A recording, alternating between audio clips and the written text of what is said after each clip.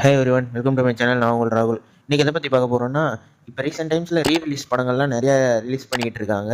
அதுவும் இல்லாமல் டிலே ஆன படங்களும் ரிலீஸ் ஆகிட்டு இருக்கு. புது படங்களுக்கு ஈக்குவலாக ரீரிலீஸாக பண்ணுற பழைய படங்கள் வந்து நல்லாவும் ஓடுது. அதே மாதிரி தான் வந்து போன வருஷம் வந்து கில்லி படம் ரிலீஸ் ஆச்சு. கில்லி ரீரிலீஸில் இந்தியாவிலே வந்து 3rd பிளேஸ் பிடிச்சிருக்கு. அதுவும் 33 crore கிட்ட வசூல் பண்ணியிருக்கு. இப்போ ரிலீஸ் ஆன சச்சின் படமும் கிட்டத்தட்ட 10 கோடி வரைக்கும் கலெக்ஷன் பண்ணியிருக்கு. இன்னமும் ரன்னிங்கில் தான் இருக்குது படம். அதே மாதிரி வந்து எக்ஸ்பெக்டேஷனில் நெக்ஸ்ட் ரீரிலீஸ் ஆக போகிற விஜய் படம் என்னன்னு பார்த்தீங்கன்னா, தளபதி படம் என்னன்னு பார்த்தீங்கன்னா, திருப்பாச்சின்னு சொல்கிறாங்க, சில பேர் வேட்டைக்காரன்னு சொல்கிறாங்க, திருமலை நண்பன் கூட வெயிட்டிங்கில் இருக்குன்னு நினைக்கிறேன்.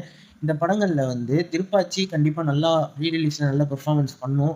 ஏன்னா எல்லாருக்குமே வந்து பிடிச்ச ஒரு ஃபேமிலி படமாக தான் அந்த படம் இருக்கும்.